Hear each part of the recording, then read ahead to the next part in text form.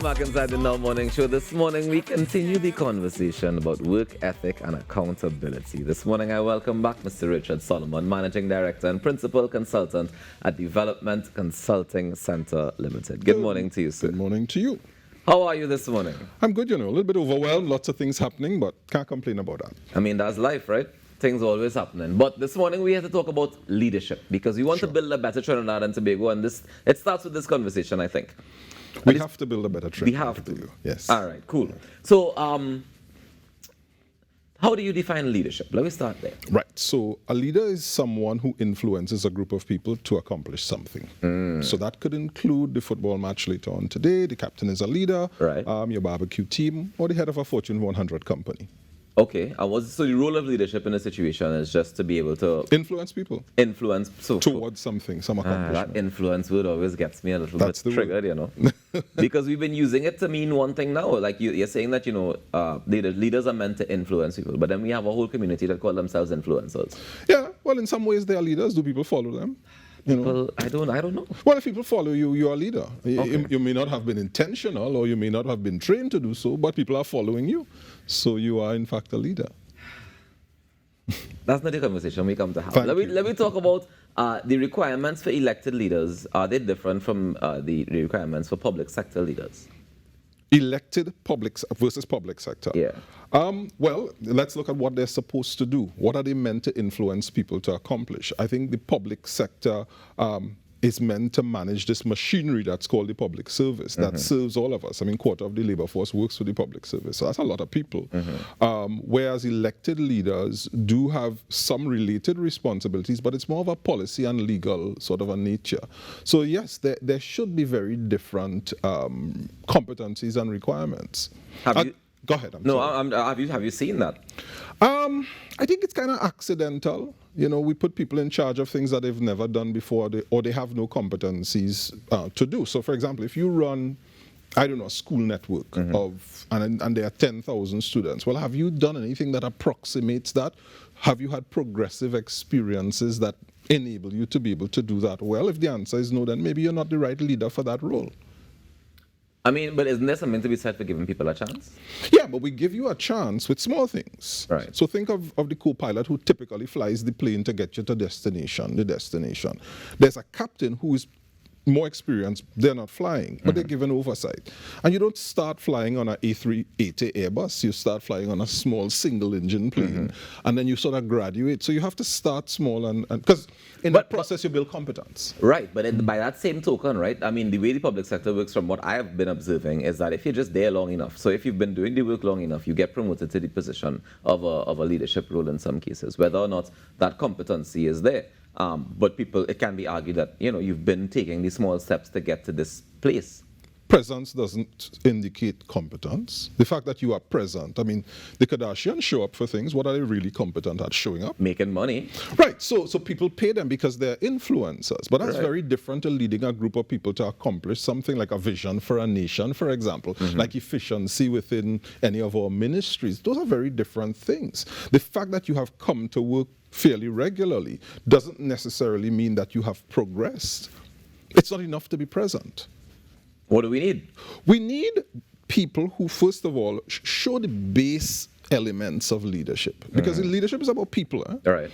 Yes, we need technical competence, but leadership is about people. So they need the base elements. And then we have to purposefully develop those people and their competence such that they are able to think analytically, insightfully, that they are able to organize people, that they are able to straddle this very difficult fence of we want to engage people, but we have to hold them accountable. That's a very difficult place to straddle because, many people think, well, if you're my manager and you hold me accountable, then you must not like me.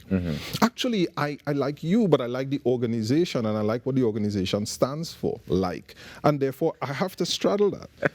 I have to be able to do both. Is it even a matter of like? Does it need to be a matter of like? That's why I put it in quotes. Yeah, because it's like I have a job to do, and my job entails I have to answer for my department. Correct. So that means you have to answer to me. Correct. How do we get people to understand that? Well, there's a transactional element of leadership. And I think one of the ways that we get people to understand that is just by doing it. This country sits in the 141st place in terms of employer and labor relations. You know, they can't get along. They can't seem to speak the same language. And unfortunately, we have a history of, for example, labor encouraging people to have rights that in a world that doesn't need islands anymore, using a line from a David Rudder song. In that kind of world, people don't care. The customer doesn't care that we have some emotional issues around these matters. What people want is productivity. What people want is efficiency and effectiveness. So that we have to start by doing it. We need leaders with the strength of purpose to be able to say, yes, I know this might be uncomfortable, but we must talk about it. We must have courageous conversations. And I'm not upset with you, but I notice that your performance is not where it should be. We need to talk about that. Let's discuss what's going on. Let's identify where the gaps are so that we can close them. Right, but I mean, you're saying that people don't care. You're saying that you know, in a world that doesn't need islands anymore, people don't care about whether or not you're happy, whether or not you have rights. The world doesn't care about that generally. But shouldn't the company that you're working for care about it? It should, that? and that's the balance. The balance between your rights, your desires, and what the organization needs. Rawkus, let's look at this thing very clearly. The truth is the world will dispose of companies and countries routinely if you are not delivering what the stakeholders need. You can't doubt that. There are examples all over the world. I also think that sometimes people don't know what they need until you give it to them. Sure. We didn't know we needed streaming platforms. We didn't know we needed a lot of the technology that we have now, but somebody presented it and say, hey, fine, look at this. What do you think? But we have to learn to do it efficiently. We have to, even when you deliver something, and Steve Jobs famously said this, you know, that customers don't know. We have to invent on their behalf. Exactly. Fine, no problem. But it has to be done efficiently. Plus, there are other stakeholders. The people who invest in companies, for example, what do they want? Well, they want a return on investment. They want profit. If you don't deliver that, then they're going to be unhappy and they will withdraw their capital. If the customers are not getting a fair shake, whatever that means quality, that means efficiency, that means speed, that means treat me like a human when I come to insert whatever here, then the customers will, in many cases, find alternatives where they exist.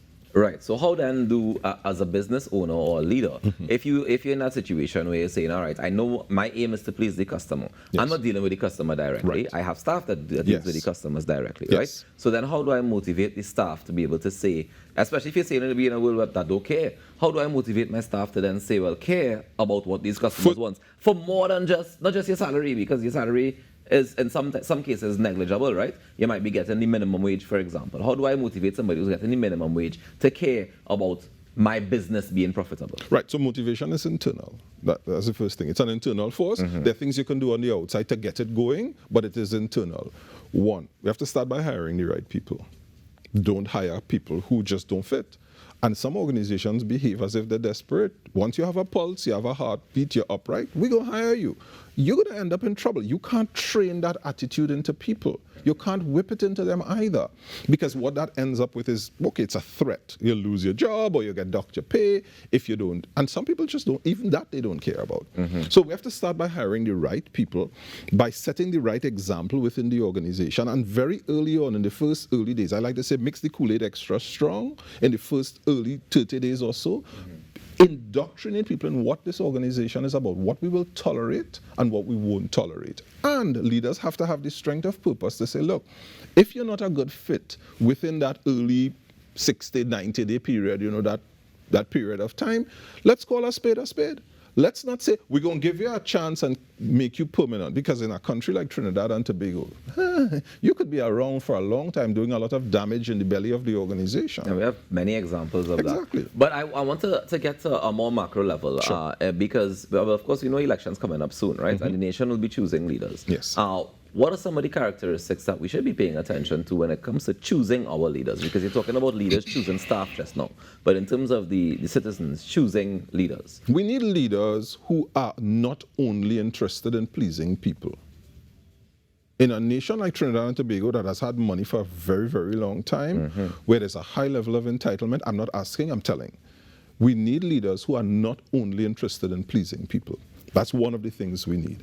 We need leaders who are willing to say, okay, I understand you would like this. The reality is that our petrochemical rents are reducing. The reality is that those molecules are in deeper water and they're harder to get to.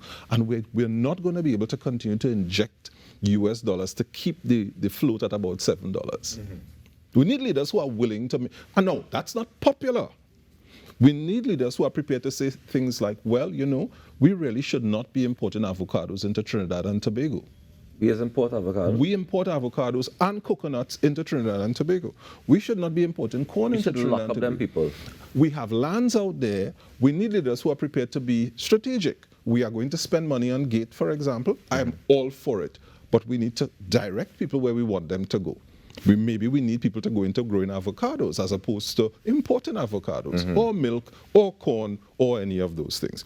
Those are hard decisions and they are unpopular, but Trinidad and Tobago needs that. Anything else, we're going down a deep slope. We're already on a slope. I don't want to be a prophet of doom and gloom, but we are on a slope. We need leaders who are prepared to, when they recognize there are problems in how we do our business. One of our major problems for doing business is corruption. And another one is bureaucracy. To be prepared to say, I'm going to cut through that. I spoke to a minister in the Eastern Caribbean yesterday. We had a meeting. And one of the things he said to me, he said, Richard, if what is required for us to do better here is that we must change the legislation, I am prepared to go to the parliament and bring that forward. That's what we need. Some things we need the laws to change, but we need leaders who are strong enough, even if it's unpopular. So here's my challenge with that, right? Sure. Is that especially when we talk about elections and we talk about campaigning, we hear people say things. Yeah. And oftentimes lots of promises are made on Yes. that platform. People can present themselves in the best possible way.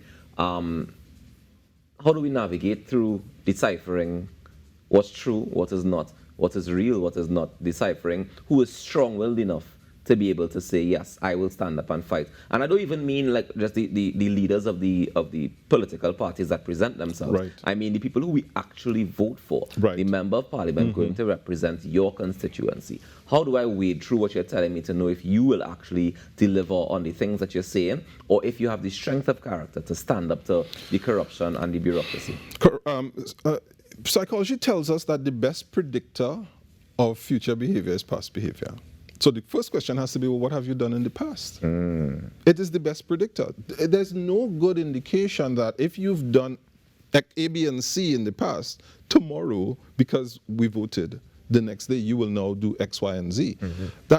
That doesn't compute. So what have you done in the past? That's one of the first things that we have to look at. No, there's a challenge in Trinidad and Tobago, and you are taking this in a political direction. No, but it's a good discussion. It's a healthy view of the political landscape. Absolutely.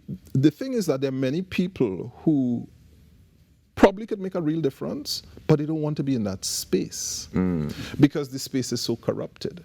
And when I say corrupted, I'm not just talking about the grease hand corruption. I'm also talking about it's difficult to get things to move. And so you get very frustrated. I know people in the public sector, very senior people, who've gotten so very frustrated because I have a good intention. I want to move things forward, but the space is so difficult. It's like molasses, climbing up a peanut butter hill kind of a thing.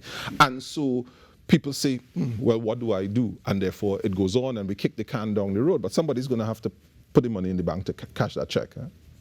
I mean, hopefully, I want to say that, we see things like constitutional reform being thrown around. They had some consultations, and we hope that it can make an actual difference as we get ready for that season that's kicking in. I'm going to advise Trinidad and Tobago to just pay attention. And like Richard said, try and use your powers of discernment to be able to check past behavior, check future behavior, and check responsibility and accountability. Absolutely. And I mean, also when we get our leaders, we have to elect leaders. We need people to run the place, but we also have to speak truth to power, and we have to call it.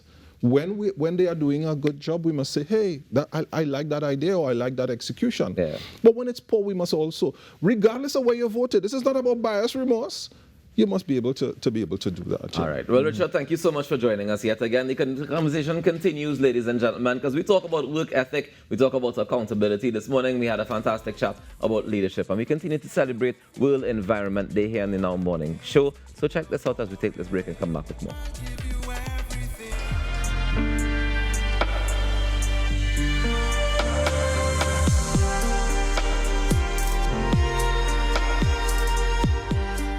advocate for land protection, advocate for the protection of natural habitats, conservation areas, and indigenous lands for deforestation, land grabbing, and unsustainable development.